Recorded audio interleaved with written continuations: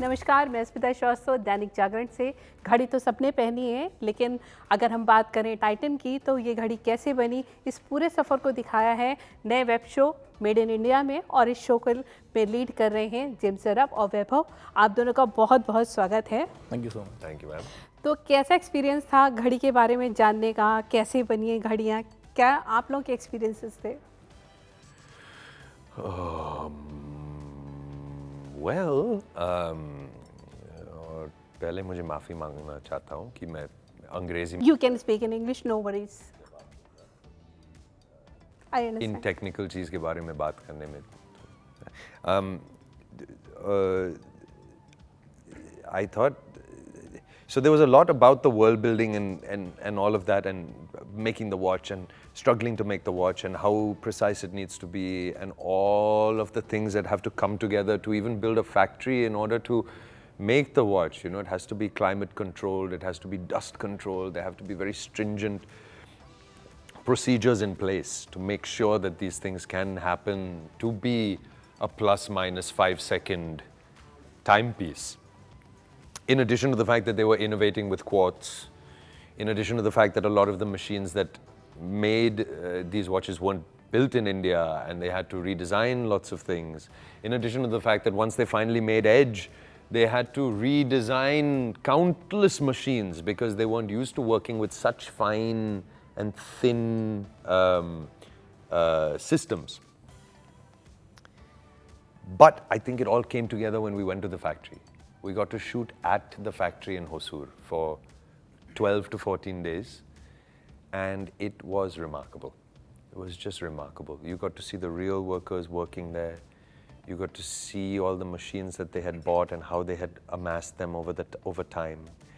You got to see all of these things, and it just brought everything together. Suddenly, you could see the vision of this person in real life, and that was just incredible. Yeah, Vaibhav. As he mentioned, nitty-gritties he mentioned about it. हाँ मैं as he mentioned से मैंने English में कहा, मैं हिंदी में बात कर। बट मैं आपको बताता हूँ, डिटेल्स तो इन्होंने बताया कि फैक्ट्री में जब एक्सपीरियंस कैसा था। मैं टाइटन नाम के बारे में, ब्रांड के बारे में बताना चाहता हूँ। अमूमन कैसा होता है कि जब हम किसी को बताते हैं कि भाई अगला क्या कर रहे हैं आप, तो you mention about the next project कि मैं ये कर रहा हूँ, इट्स अ रोमांटिक स्टोरी, जो भी XYZ। तो मैं बताता हूँ कि मेरा नेक्स्ट प्रोजेक्ट क्या है उसके बारे में। जब मैंने कहा मेरा नेक्स्ट प्रोजेक्ट टाइटन है ना, तो आगे वाला इंसान बताने लगा कि टाइटन उसके लिए क्या है, उसकी ज़िंदगी में क्या मायने रखता है। That was the time I realise कि emotionally this already belongs to the audience, मतलब before even we started the shoot. So it felt very special, क्योंकि कई दफ़ा ऐसा होता है कि आप अलग अलग किरदार निभाते हैं, लेकिन certain opportunities come your way, और उसके लिए नसीब की ज़रूरत होती है, ऐसा मुझे लगता है। क्योंकि कोई भी नसीब नसीर सर है हमारे पास, but we all are very fortunate, क्योंकि कोई भी एक्टर इन किरदारों को करने से मना कभी नहीं करता। But it came our way, I guess we are really lucky. जैसे आपने कहा टाइटन से लोगों के पहले से ही इमोशंस जुड़े हैं, आप लोगों के पहले इमोशंस क्या थे? पहली घड़ी की कुछ याद है, क्या मिली थी, कैसे मिली थी? इन्हें शायद नहीं मिली पहले मुझे, मैं 12th स्टैंडर्ड, मतलब 12th की एग्ज़ाम ख़त्म होने के बाद जब मुझे मेरे इंजीनियरिंग कॉलेज में एडमिशन मिली, COEP, it is one of the good colleges in Maharashtra. तो मेरे फ्रेंड्स ने दे गिफ्टेड मी अ टाइटन के अब तो जा रहा है नागपुर छोड़ के, so this is for you. So I still, Titan कहने के बाद मुझे याद आता है 12th स्टैंडर्ड।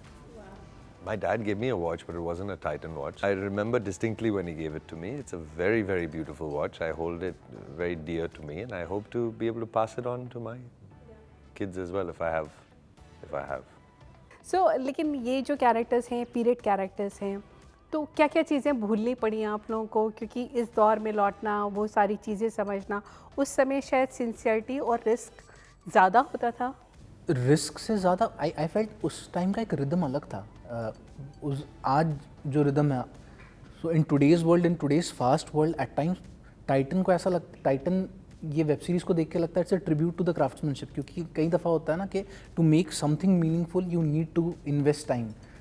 आज रोज़मर्रा की ज़िंदगी अगर आप देखें तो इतना सब कुछ फास्ट चल रहा है कि उसमें Titan was a breath of fresh air for me as an actor and also for an individual.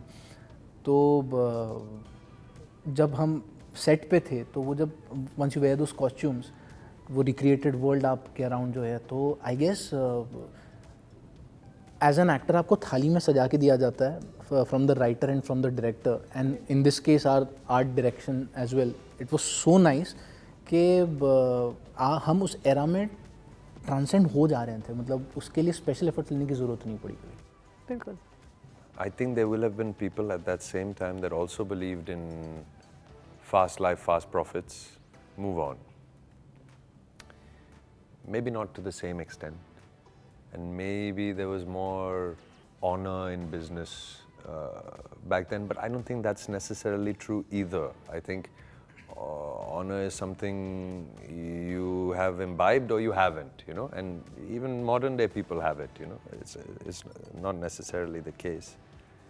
I'm just trying to think that, you know, sometimes if you compare it to a film project, for example, where it starts with an idea out of nothing, out of imagination, then you write the script, then you get funding, then you wait to get more funding, then you put the cast together, then you recce the spaces. All of this process can take sometimes 5 to 10 years for people to make something. So I think we do still have that muscle of the long game.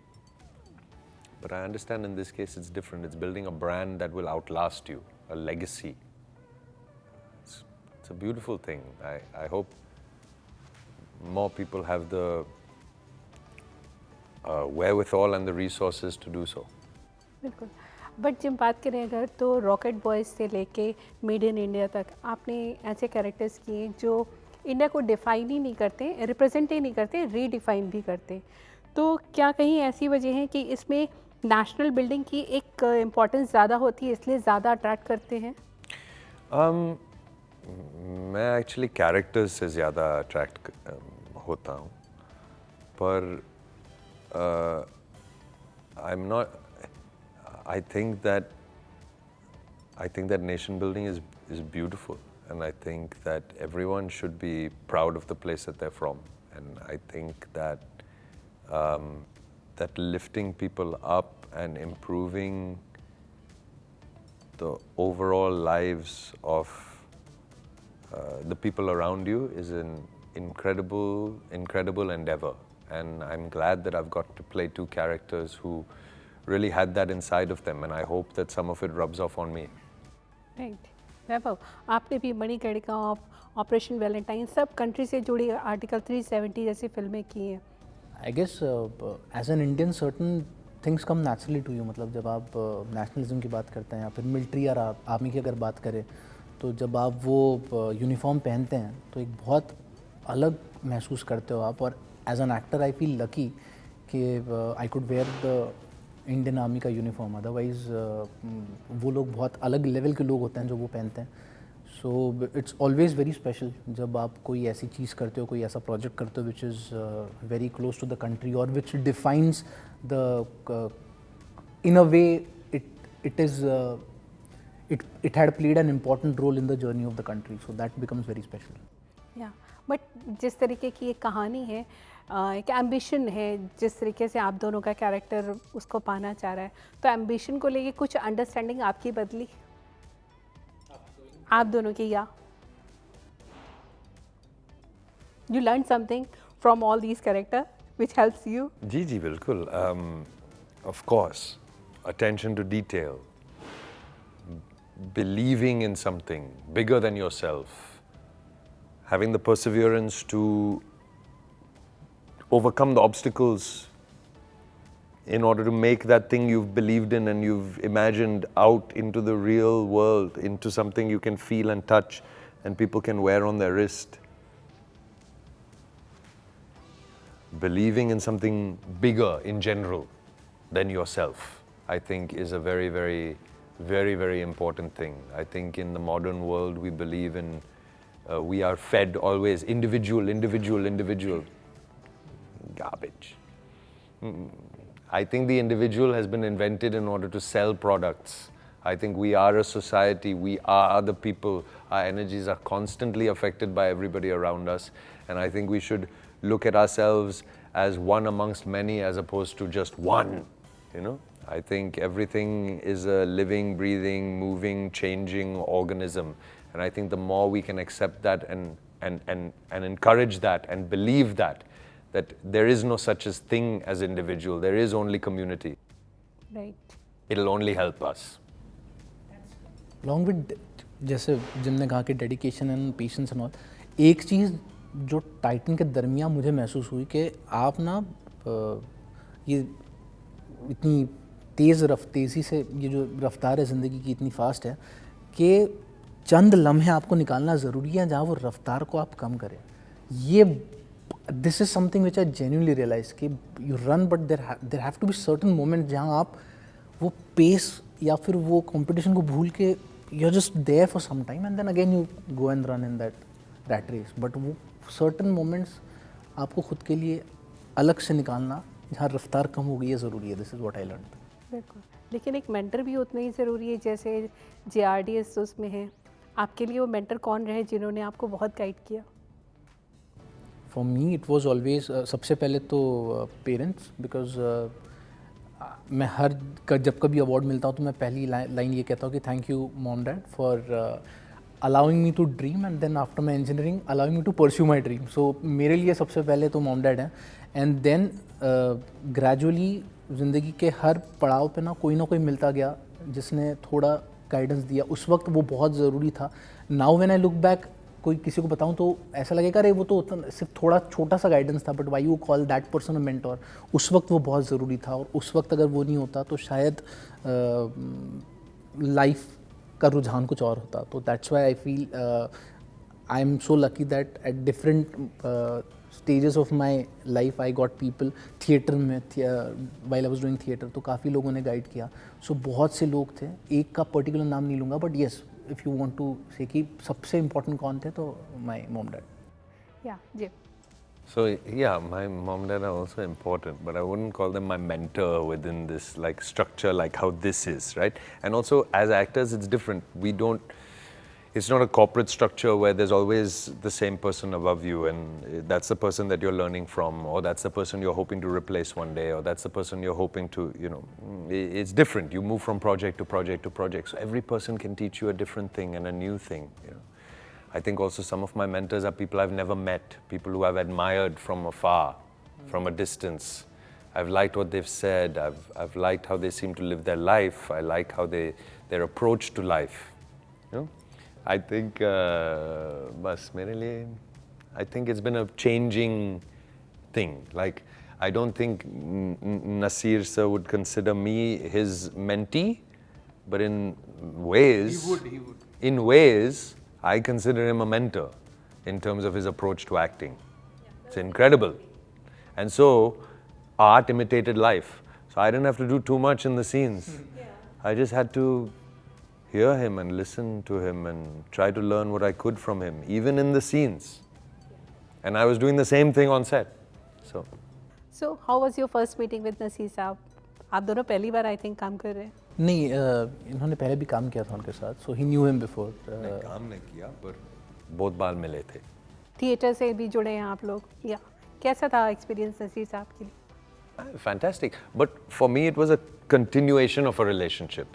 It wasn't a new thing suddenly. I've been with him in a rehearsal room before. We never did the play, but I've been there for the rehearsal. I've worked with him. We've played off each other. So was already that. This was like continuing the story for me. Whereas I think it was. मैं पहली दफ़ा मिला था sir से, but of course Naseer sir का काम देखा था, so it was a dream come true. और उनके साथ काम करके मैं कई इंटरव्यूज़ में मैंने कहा है कि टाइटन के पहले नसीर सर के साथ काम करने से पहले का वैभव एज एन एक्टर, उसके बाद का Vaibhav as an actor, definitely there is a paradigm shift I can see in the approach. बिल्कुल. पर आप दोनों सोशलाइज बहुत ज़्यादा नहीं करते हैं, तो ब्रो कभी लगता है कि ये इसके भी ड्रॉबैक्स हो सकते हैं इस इंडस्ट्री में काम करने के लिए? मैं ये काफ़ी करता है मुझसे. He is much better than me, but not anymore. I won't say drawbacks नहीं है, बट मैं एक लिमिट के बाद फेक नहीं कर पाऊँगा, तो मैं ट्राई करता हूँ सोशलाइज करने के लिए, तो पहले से बेटर हो गया हूँ, लेकिन now I treat it as a part of my profession कि ये करना पड़ता है, तो मैं अगर कहीं इवेंट्स हो तो मैं जाता हूँ. He is a loner. No, he likes to be by himself. He enjoys his own company. He thinks he's the funniest man in the whole world when he's sitting by himself thinking of jokes with his coffee. You know, seriously. I'm serious. He has a grand time. It's good. It's nice to see somebody who's just so comfortable by themselves and they don't consider it lonely. You know, they consider it just part of life. He enjoy his company. He enjoys his own company. आपके ज़रिए मैं सारे directors से दरख्वास्त करना चाहता हूँ कि प्लीज़ आप, मैं सोशलाइज नहीं करता हूँ, तो आप जहन में रखिए मेरा नाम. आपका काम बोलता है. जी. And what about you? I don't think about it very much. If I feel like socializing, I socialize. If I don't feel like socializing, I like to be at home. लेकिन इसका एक सीन बहुत प्यारा है, बहुत अच्छे अच्छे moments आते हैं इस शो में. मैंने देखा इसलिए प्रिविलेज है इसलिए, लेकिन मैं उसको बताना नहीं चाह रही हूँ. लेकिन एक सीन मुझे बहुत टच किया था जब आप फेलियर को सेलिब्रेट करते हैं. सो रियल लाइफ में कितना ज़रूरी मानते हैं? Have you ever celebrate your failure? I don't think that I've celebrated the failure in the same way like that, but I think it is the most important concept for being brave in your choices as an actor, is being able to look dumb, being able to look stupid, failing, not getting the scene right, trying something that's very difficult and very complicated and consequently messing up. Only if you have the bravery to be able to fail like that, can you achieve something great. Otherwise you'll do that, good enough का एक box होता है ना, and वो good enough box को tick करते हैं बहुत लोग. But to get that something extra, you have to be ready to put yourself out there and be vulnerable and potentially be laughed at by everybody on set. Regarding celebration, हमारे घर में एक उसूल था कि मन लगा के पढ़ाई करो और फिर रिजल्ट जो भी आएगा उस दिन सेलिब्रेट तो करना है. अब फेल हो गया, लेकिन मन लगा के पढ़ाई करो. So that is something which stayed with me कि मेहनत पूरी करो, बाकी फेल हो गए तो हो गया.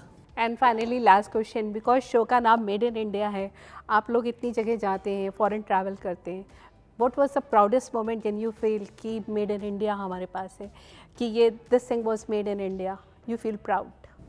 वैसे तो बहुत इंस्टेंस है. Yeah, but I can't think of anything specific. सबसे प्राउड फीलिंग कब हुई थी पता है? जब मेरे दोस्त का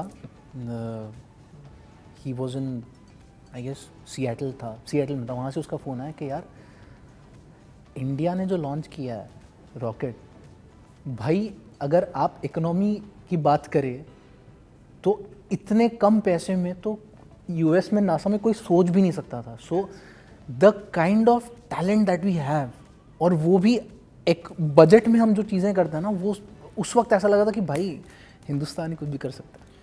I can't remember of a specific moment, and there must have been many when I was younger. But have you been to the new Bangalore airport? Have you been to this airport? No, not Bangalore. Beautiful. Beautiful. One of the best airports I've ever seen. Gorgeous. You go in and you're like, yes, yes, you know, it's like that. बिल्कुल, आपका show भी बहुत अच्छा है, और हम चाहेंगे दर्शकों से आप ज़रूर अपील करें, शो देखें और ये जानने की कोशिश करें कि देश ने कैसे कैसे काम करके अपने को इतना यहाँ तक पहुँचाया. और बहुत बहुत शुभकामनाएं आप लोगों को. Thank you so much for your timing. Thank you.